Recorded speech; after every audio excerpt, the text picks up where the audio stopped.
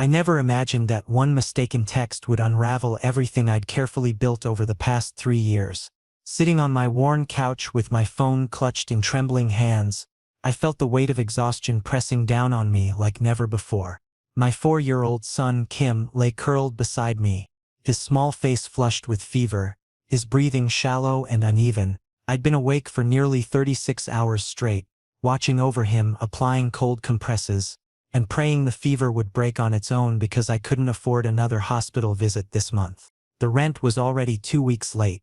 My part-time job at the bookstore barely covered groceries, and I'd been stretching every dollar until it screamed. Kim deserved better than this, better than second-hand clothes, better than me rationing his medicine, better than living in this cramped apartment where the heating barely worked in winter. But we'd made it work somehow, just the two of us against the world. I pulled up my messages, intending to text my best friend Mira. She'd helped me through so many rough patches before, always lending me money without judgments, always showing up when I needed someone. My vision blurred with tears as I typed out the message, my fingers shaking so badly I could barely hit the right keys. Kim's fever won't break. I can't afford the hospital bills. What should I do? I hit send without double-checking the recipient. The moment the message delivered, my stomach dropped. The name at the top of the screen made my blood run cold. Kaysen Hale. Not Mira. Kaysen. The phone slipped from my hands like it had suddenly turned to fire, clattering onto the carpet. I stared at it in horror, my heart hammering so violently I thought I might pass out. This couldn't be happening. Out of everyone in my contact list, why did it have to go to him? Kaysen Hale, the alpha who'd shattered my world 3 years ago. The man who told me I wasn't strong enough, that my omega nature made me too fragile, too dependent, too much of a liability for someone of his status. He'd walked away when I needed him most, leaving me pregnant and alone, convinced I'd never see him again. And I'd been fine with that.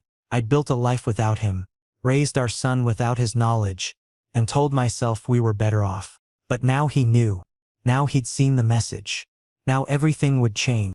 "Papa, are you okay?" Kim's small voice cut through my panic. He was looking at me with those gray-blue eyes, the exact same shade as his father's, filled with concern that no 4-year-old should have to feel. I forced a smile, though my face felt like it might crack. "I'm fine, sweetheart." Just dropped my phone. Before I could pick it up, it buzzed. Once, twice, 3 times in rapid succession. My hands shook as I reached for it, dreading what I'd find. 3 messages from Kaysen, each one more demanding than the last. "Kim? Who is Kim?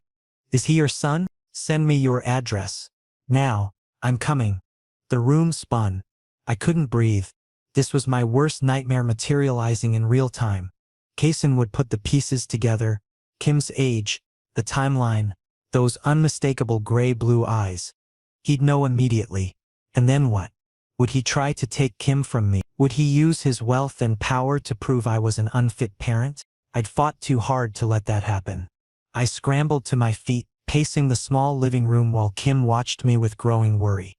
Maybe I could ignore him. Maybe I could block his number, pack up, and disappear before he found us. I'd done it once before. I could do it again. But even as the thought crossed my mind, I knew it was futile. Kaysen Hale was one of the most powerful alphas in the city, CEO of a massive corporate empire.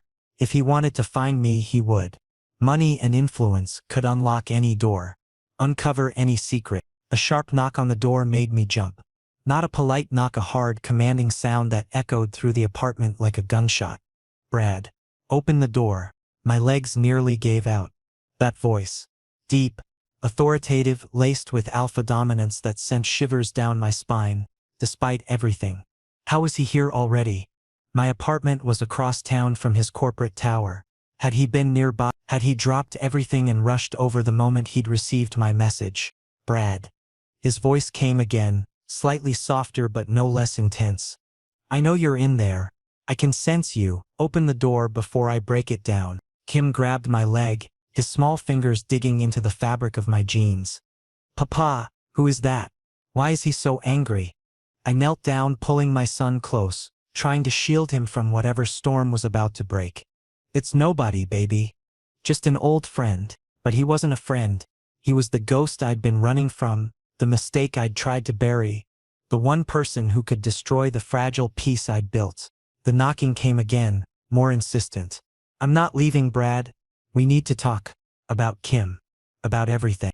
I closed my eyes, knowing I had no choice. Running would only make things worse. With trembling hands, I unlocked the deadbolt and slowly opened the door, keeping the chain latch engaged so it would only open a few inches. And there he was. Kason Hale stood in the hallway, looking every bit the powerful alpha I remembered. He'd somehow grown more imposing over the years, taller, broader, more commanding. His dark gray suit was impeccably tailored, his presence filling the entire doorway. But it was his eyes that held me frozen. Those gray-blue eyes that I'd once loved, that I'd seen reflected in my son's face every single day, were now boring into me with an intensity that made my Omega instincts scream. His scent hit me through the gap in the door, cedar wood and morning rain, mixed with that undeniable alpha musk that used to make me feel safe. Now it just made me feel trapped. Brad. He said my name like a statement of fact, like a claim being staked. We need to talk. I tried to keep my voice steady, but it came out shaky and weak. There's nothing to talk about. Don't lie to me. His hand pressed against the door, not pushing but making his presence known. Kim, your son, how old is he? I swallowed hard. That's none of your concern. 4 years old? His voice dropped lower. Dangerous. He's 4, isn't? The silence that followed was suffocating. I could see the calculations happening behind his eyes, the timeline clicking into place. 4 years ago we'd been together. 4 years ago I'd gotten pregnant. 4 years ago he'd left. Let me in, Brad. Let me see him. No. That's my son in there. It wasn't a question anymore. I have a right. You have no rights. The words burst out of me, 3 years of pain and anger erupting. You walked away. You said I was too weak, too fragile, that you couldn't be with an Omega who needed too much. You made your choice, Kason. You don't get to show up now and demand anything. For a moment he just stared at me. Then, without warning, he pushed, not violently but with enough alpha strength that the chain latch snapped like paper.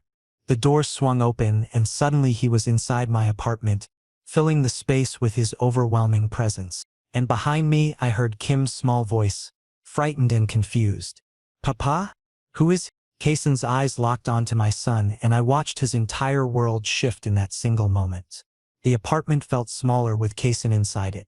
He dominated the space completely, his 6'3" frame making my modest living room look like a dollhouse. I positioned myself between him and Kim instinctively, every Omega protective instinct screaming at me to keep my child safe from this alpha who'd abandoned us once before. But Kason wasn't looking at me anymore. His entire focus had zeroed in on Kim, who peeked out from behind my legs with a mixture of curiosity and fear. I watched Kason's expression transform, shock giving way to recognition, then something deeper and more complex I couldn't quite identify. Wonder, maybe, or regret. The resemblance was undeniable. Kim had inherited his father's gray-blue eyes, the same shade that shifted between steel and storm depending on the light.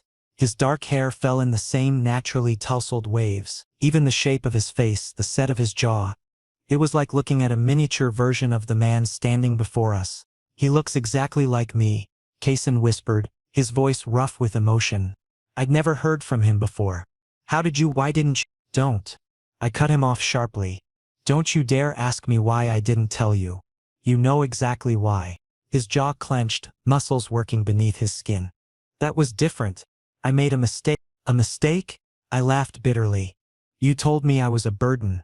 You said being with me was exhausting, that you needed an Omega who could stand on their own. Well, congratulations, Kason. I did exactly that. I stood on my own and raised our son without you. Kim tugged on my shirt. Papa, I don't understand. Who is this person? I knelt down to Kim's level, trying to keep my voice calm despite the chaos exploding inside me. This is someone I used to know, sweetheart. Before you were born. Someone you used to know? Kason's voice had an edge now. Is that what you're calling the father of your child? I stood back up, fury coursing through me. You lost the right to that title when you walked away. I didn't know.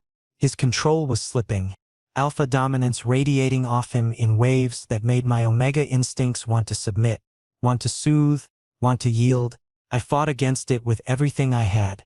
If you'd told me you were pregnant, you would have what? Stayed out of obligation? Resented us both? I wasn't going to trap you, Kaysen. You made your feelings about me perfectly clear. He took a step forward, and I instinctively took one back, keeping Kim behind me. Kaysen noticed the defensive movement and stopped, something like pain flashing across his features. I was scared, he admitted, his voice dropping. I was terrified of what I felt for you. The intensity of it, my alpha instincts around you were overwhelming, and I convinced myself it was unhealthy, that I needed to walk away before I became too possessive, too controlling. I thought I was protecting you. Well, you protected me right into single parenthood and poverty. I shot back.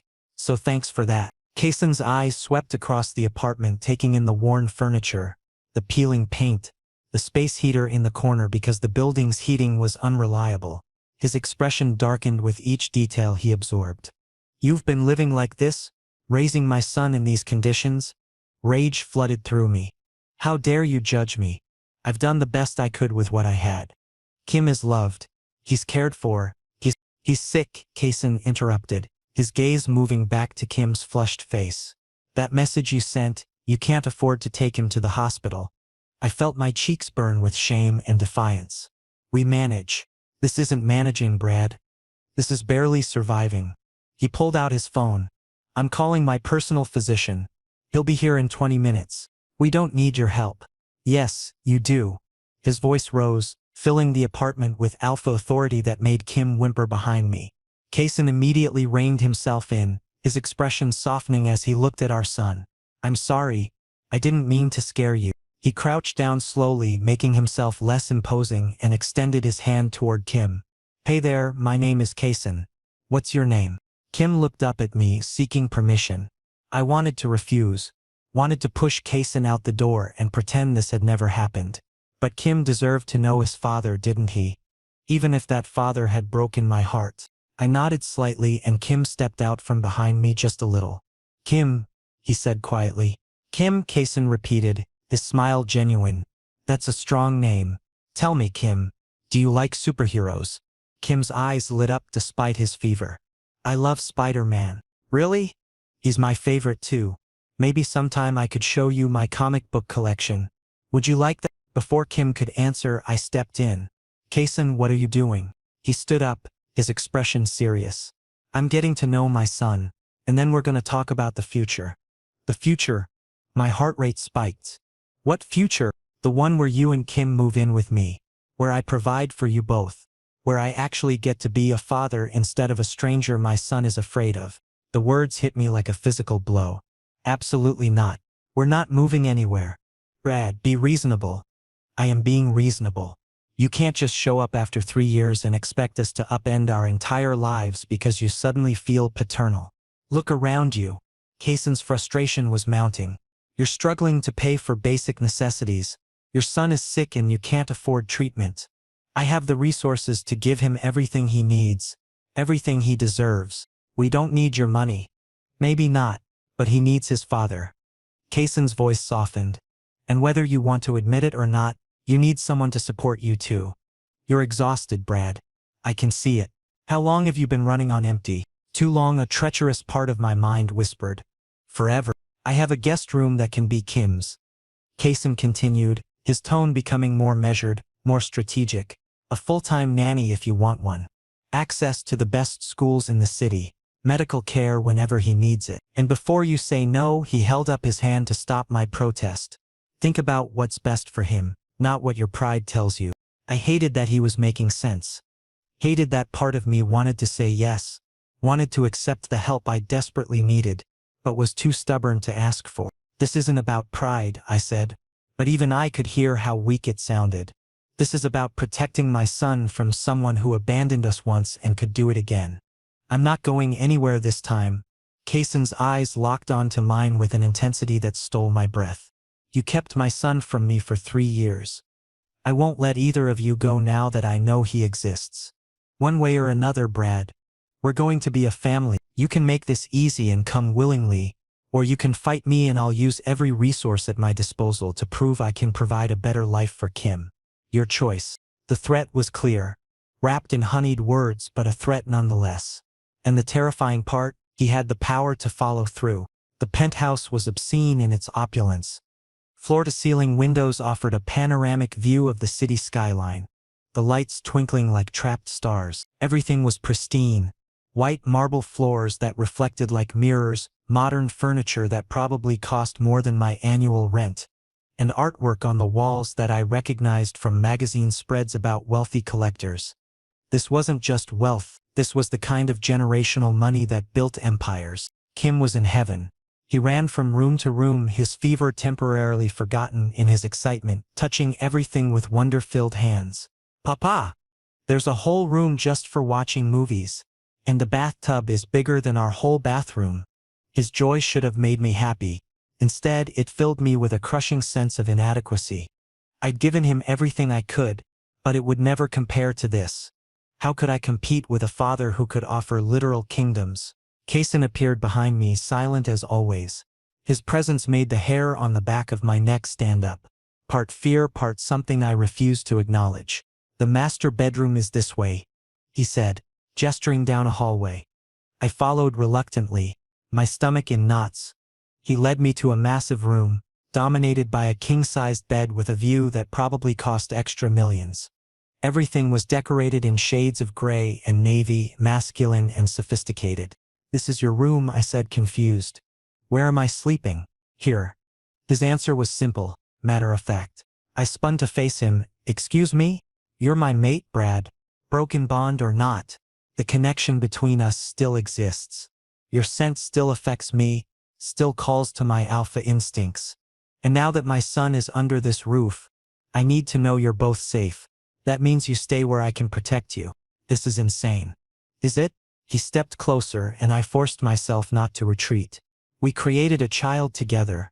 We had a bond strong enough that breaking it left both of us incomplete. Don't pretend you don't feel it too, that pull between us." I did feel it. That was the problem. Being near him again after 3 years awakened parts of me I'd worked hard to suppress.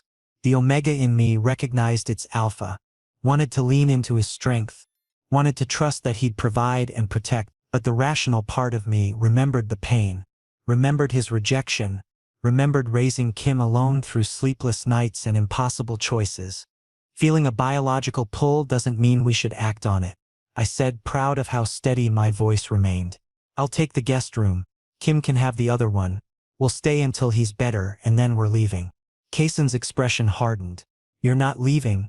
You can't keep us prisoner." "I'm not keeping you prisoner. I'm keeping my family together." He moved past me to a dresser, pulling out a t-shirt. "But if you're going to be stubborn about the sleeping arrangements, fine. I'll take the couch. You can have the bed." Before I could protest, he walked out, leaving me standing in his bedroom feeling more confused than ever. The next few days fell into an uncomfortable routine. True to his word, Kaysen had his personal physician examine Kim. The doctor diagnosed a respiratory infection that required antibiotics, expensive ones I could never have afforded.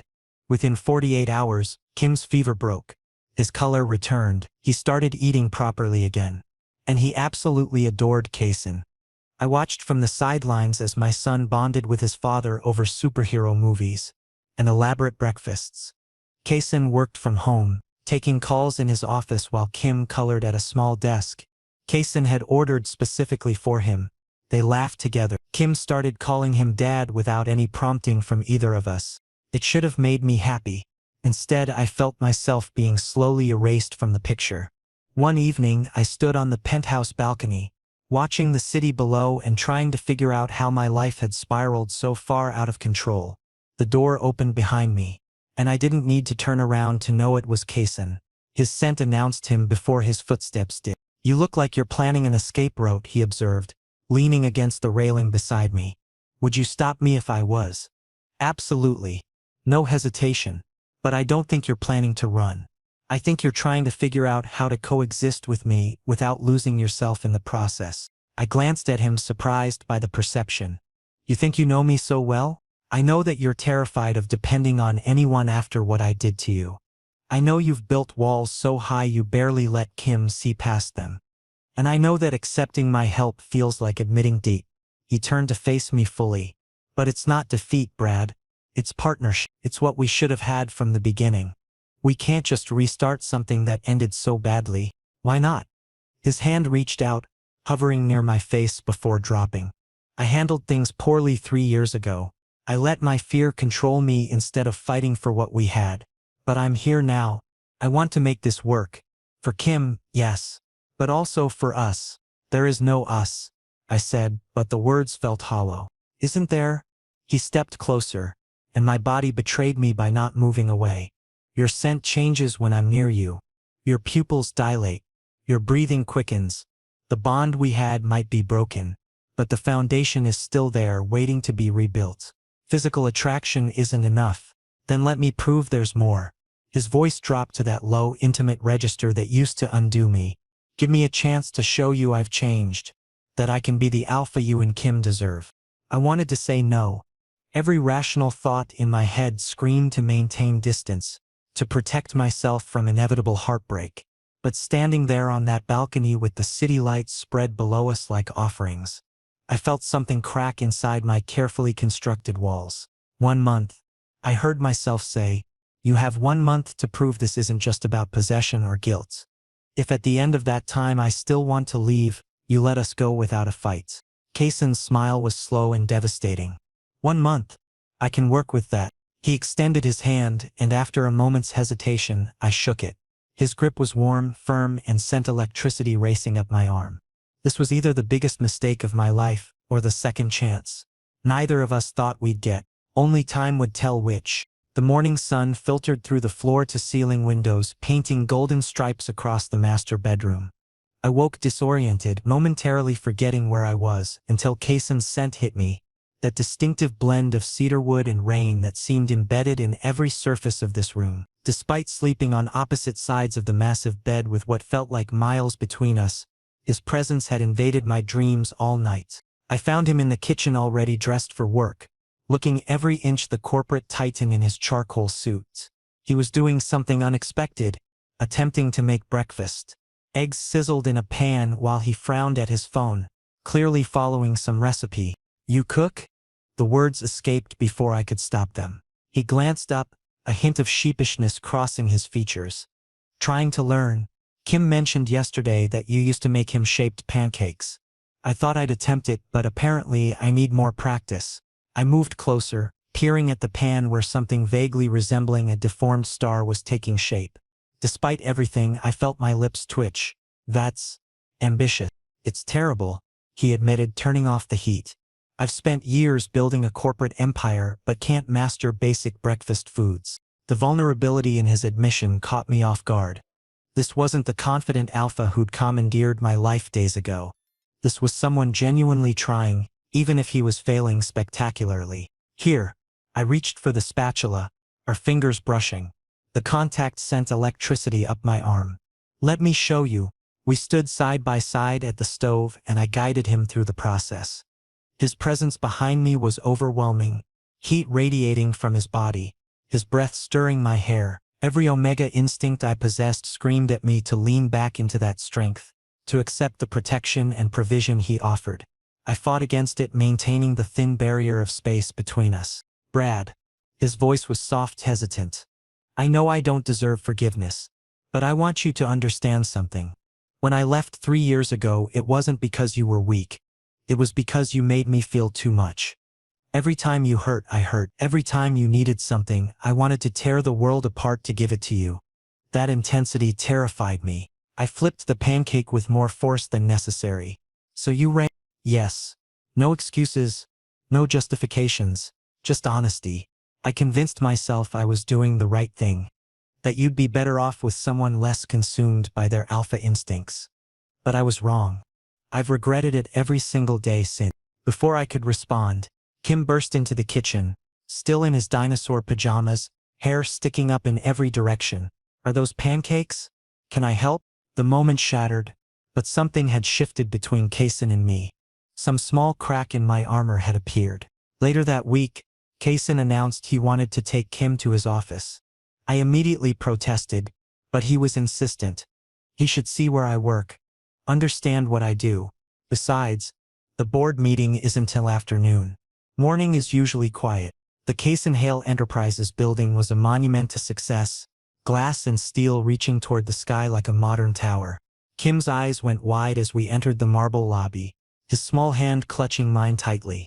Employees stopped and stared as we passed, whispers following in our wake. I felt exposed like a specimen under glass. Kaysen's office occupied the entire top floor, windows wrapped around 3 walls offering a 360-degree view of the city.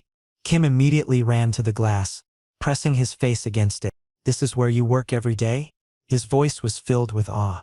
"Most days," Kaysen confirmed, crouching beside him. "See that building there? The red one? I helped design it. And that park? I funded its renovations so kids like you would have a safe place to play." Pride colored his voice, and I realized he was trying to impress our son. The mighty Kaysen Hale, CEO worth billions, seeking approval from a 4-year-old. Something about that image softened another piece of my resistance. An assistant brought in coloring books and crayons. Setting Kim up at a small table by the window, Kaysen gestured for me to follow him to the private conference room attached to his office. The moment the door closed, the air between us grew charged. "I need to ask you something," he started, and I braced myself. "The bond we had, do you ever think about it? About what we lost?" "Every day," I admitted before I could stop myself. "Breaking a bond isn't clean. It leaves scars that never fully heal. You feel it too, don't you? That sense of something missing?" He nodded slowly. "Like a phantom limb. I reach for you in my sleep, even though you haven't been there in years. I smell your scent in places you've never been. My alpha side is constantly searching for its mate. We're not mates anymore, aren't we?" He stepped closer and I found myself backed against the conference table. "Biology doesn't care about broken bonds or hurt feelings. Your omega recognizes me just as much as my alpha recognizes you.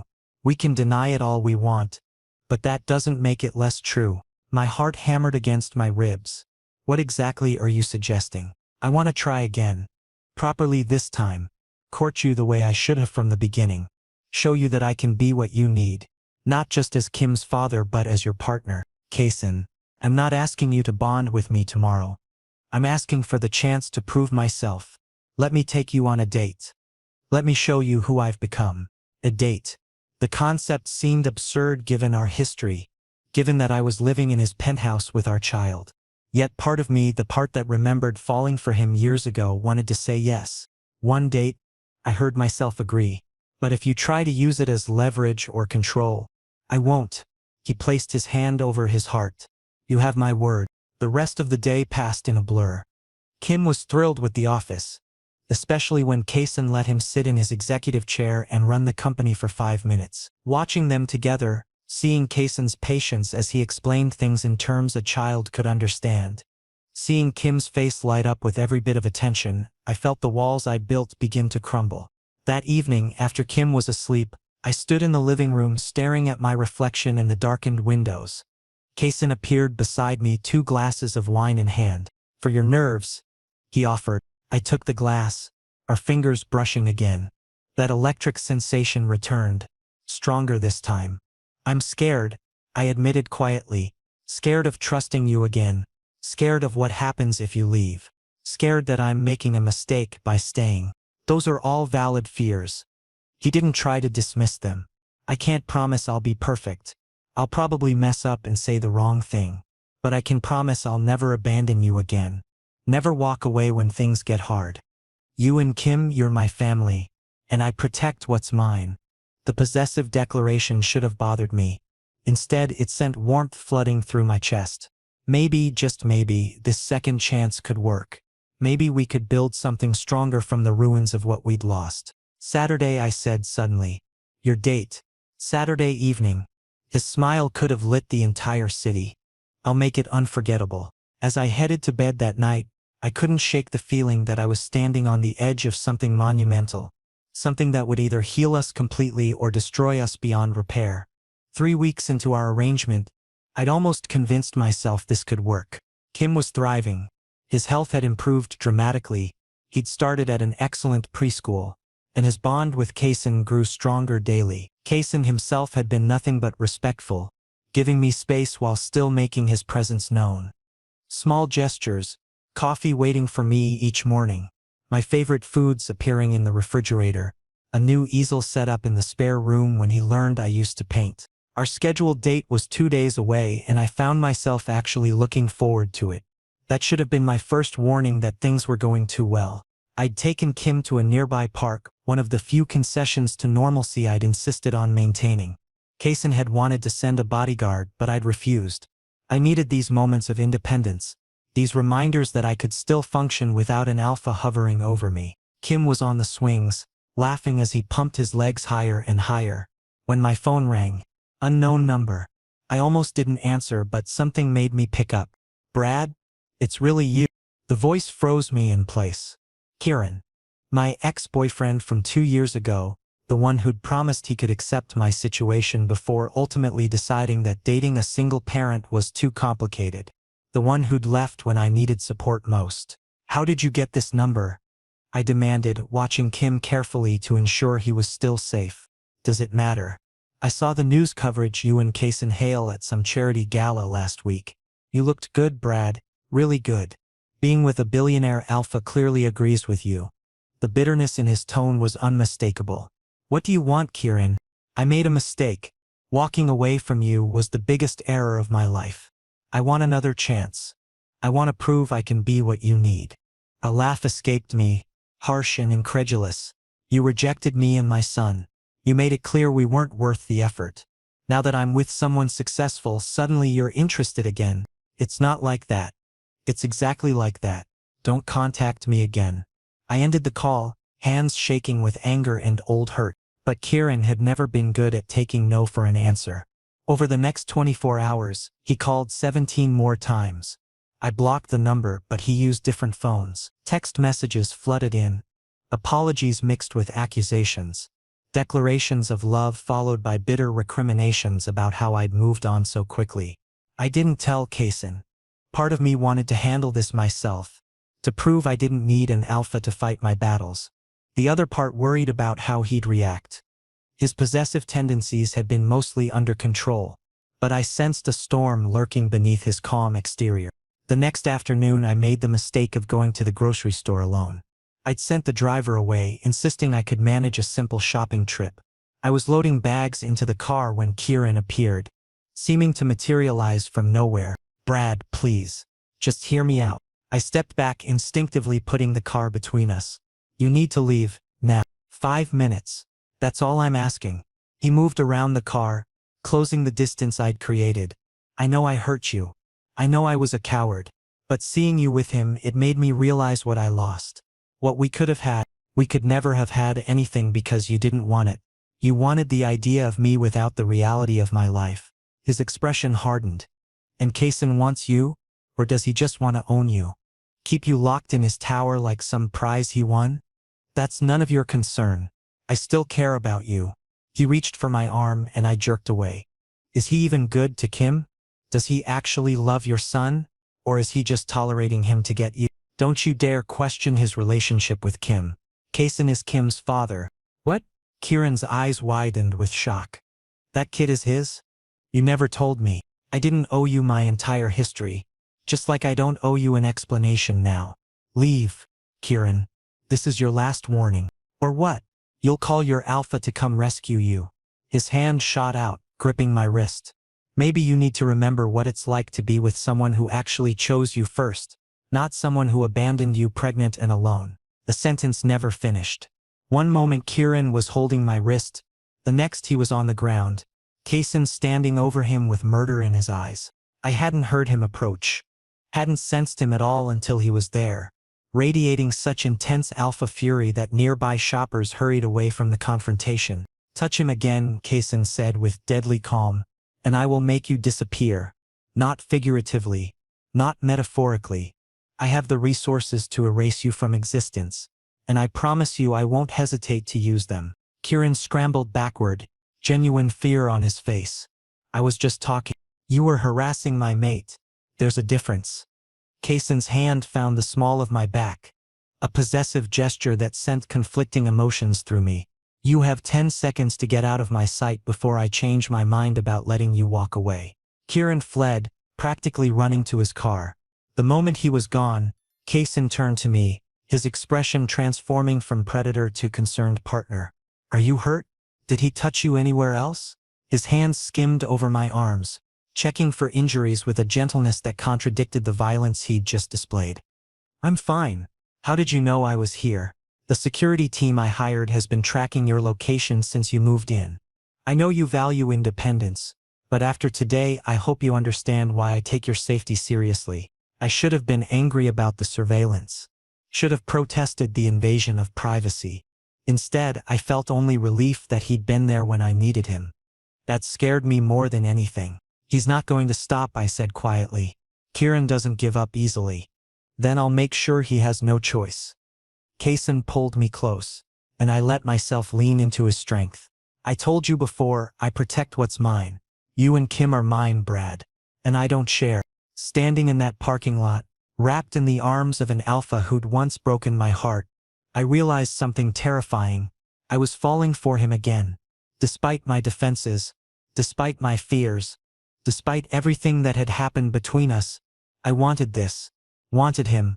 Wanted the family we could be.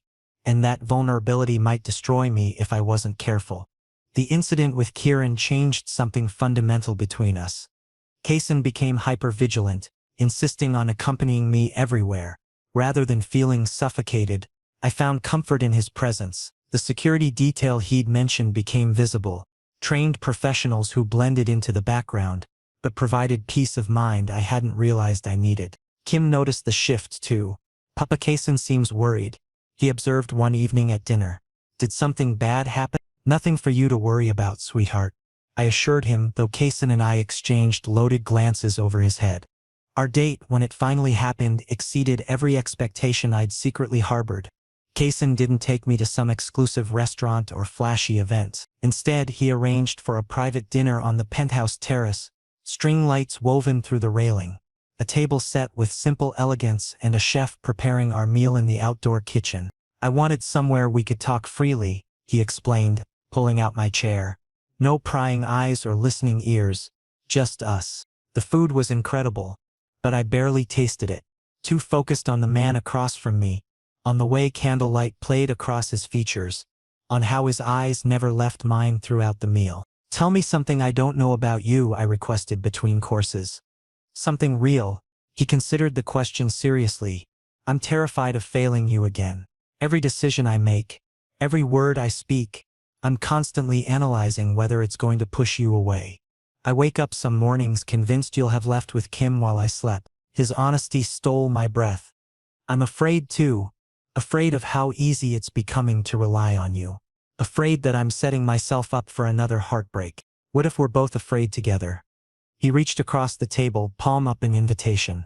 What if we stop trying to protect ourselves from hurt and just feel what we feel? I placed my hand in his, feeling the rightness of the gesture settle into my bones. That's a terrifying prospect. The best things usually are. After dinner we slow danced to music playing from hidden speakers. His arms around me felt like coming home, like finding a piece of myself I'd thought lost forever. When he kissed me soft and questioning, I kissed him back with 3 years of longing compressed into a single moment. Stay with me, he whispered against my lips.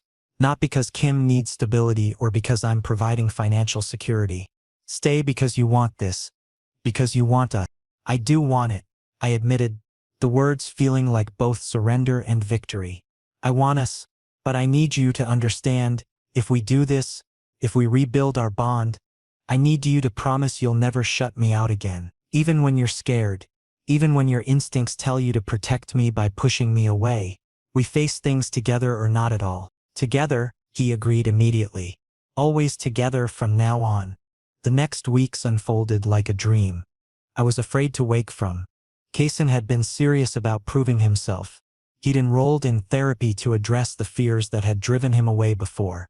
He included me in decisions, asked for my input on everything from Kim's schooling to business ventures. We established routines as a family: breakfast together every morning, bedtime stories for Kim where we took turns doing different voices, weekend outings to museums and parks.